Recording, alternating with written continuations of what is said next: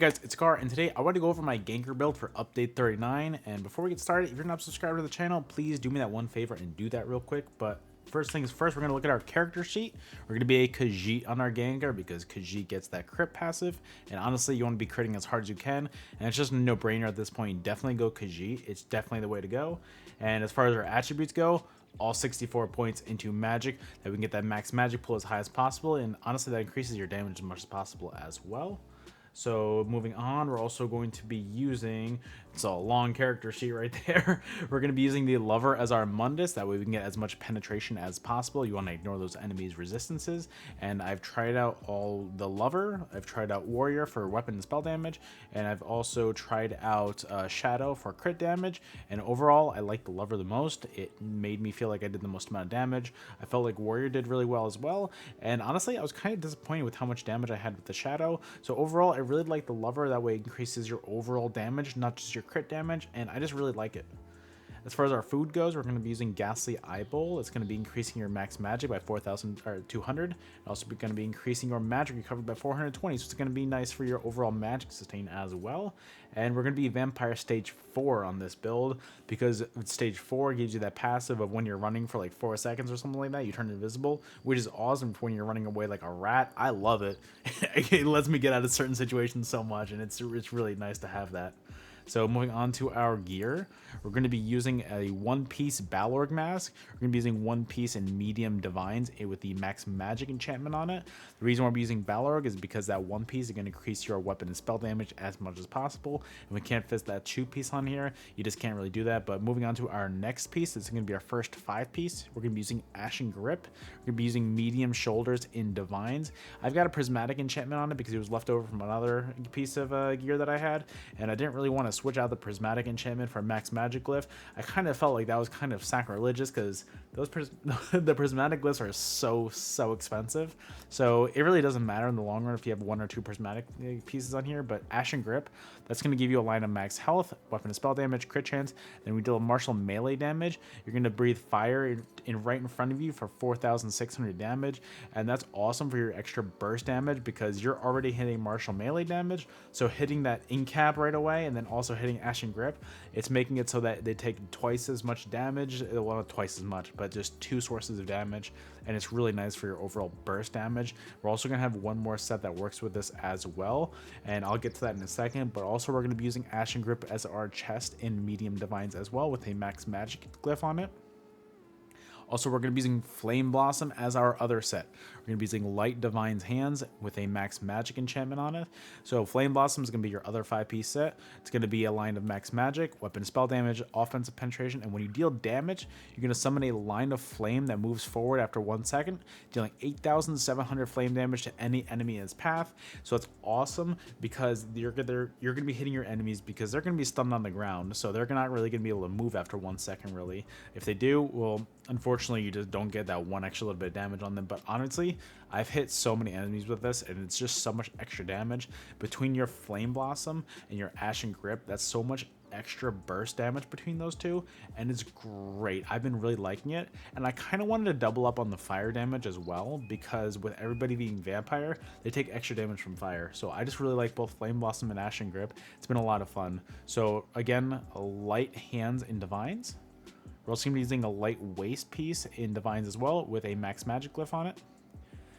We're going to be using Ashen Grip legs in medium Divines as well with a prismatic enchantment on it, because the same thing, I had it left over. I wasn't going to switch it. And then also light Divines Flame Blossom shoes with a max magic glyph on it as well. Moving on to our jewelry. Jesus Christ, I can't even talk today.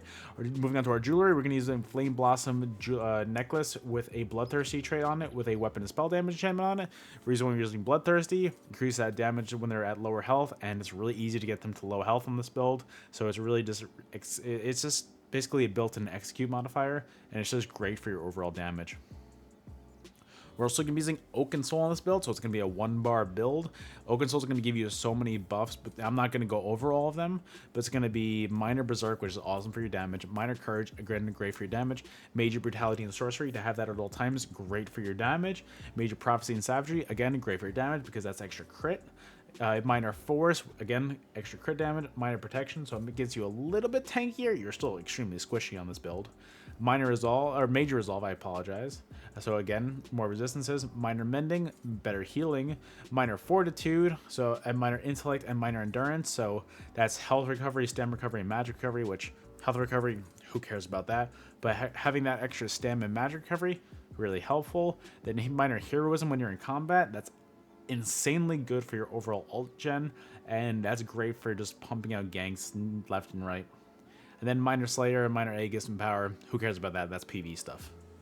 And then our other ring is going to be Flame Blossom Ring, Bloodthirsty trait with a weapon and spell damage enchantment on it. Our weapons are going to be dual wield hammers of Ashen Grip. Our main hand is going to be Nirnhone with a disease enchantment on it, and our offhand is going to be sharpened with a poison damage enchantment on it. And also, I didn't really talk about this, but looking at our penetration, we're at 16.8 at all times, so you're ignoring your enemy's resistances like crazy. It's awesome. Moving on to our skills, your main spammable is going to be Concealed Weapon. This is going to be a great source of damage. It is hitting people so hard on this.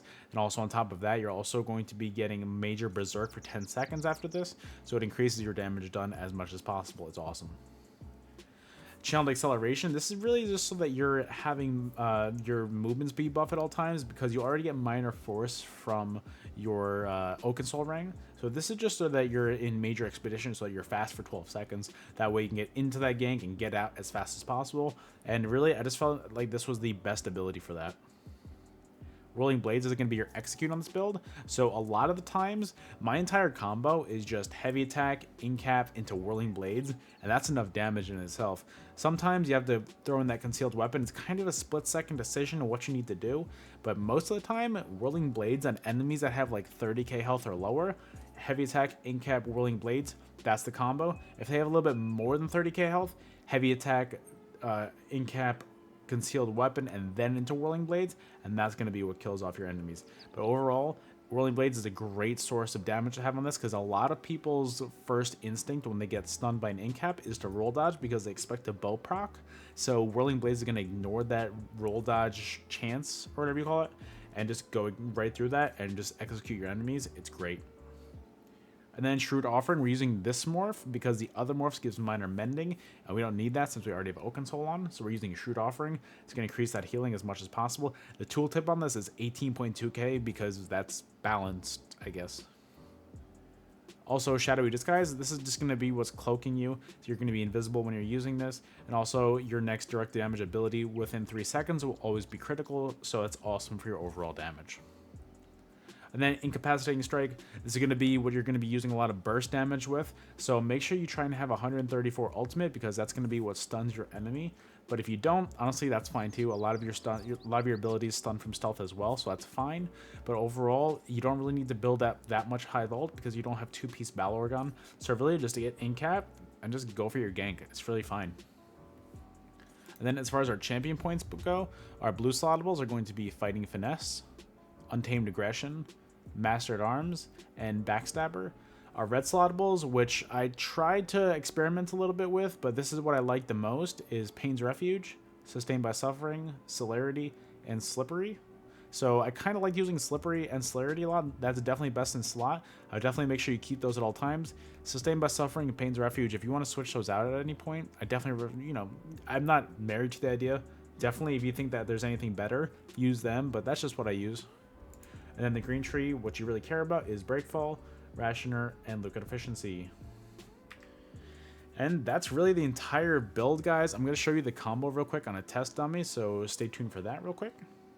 Alright, so I'm going to show you the quick combo real quick. So what you're going to want to do is you're going to want to stay in stealth at all times, basically. That way, you're always trying to get into stealth and getting that crit bonus. And honestly, you don't want to be seen. You want surprise to be on your side. So make sure that you're always in channel acceleration. Get that speed buff. I'm going to go up and heavy attack into Incap.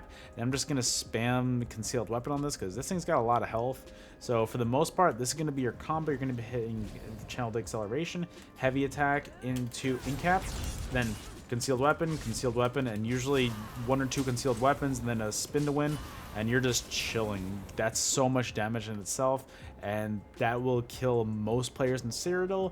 Obviously, there's a lot of tanks in this game, and it's not going to be able to kill everybody. There's a lot of tanky players, so it's tough, but overall, that's mostly the combo. I'm going to do it again real quick just so you guys can see. That way, you know, just in case for any of you guys that missed it, we're going to have that combo a lot in the footage right after this as well, so make sure you stay tuned for that. That way you can just see how it is in action. But as you can see, channeled acceleration into heavy attack in cap, concealed weapon, concealed weapon, concealed weapon, and you know, you see how it is. I don't need to parse on a test on me for you guys, you know how it is. But guys, that's the end of the video. We're just gonna get on with the footage part of this video. So guys, thank you so much for watching to the end right here. And two last things. One, if you're not subscribed, please click that button. It helps me out so much. I can't stress that enough. And also just hitting that like button really helps me out as well.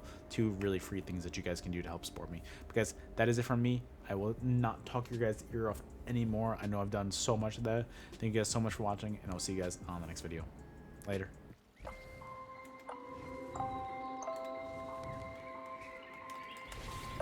Holy shit, dude.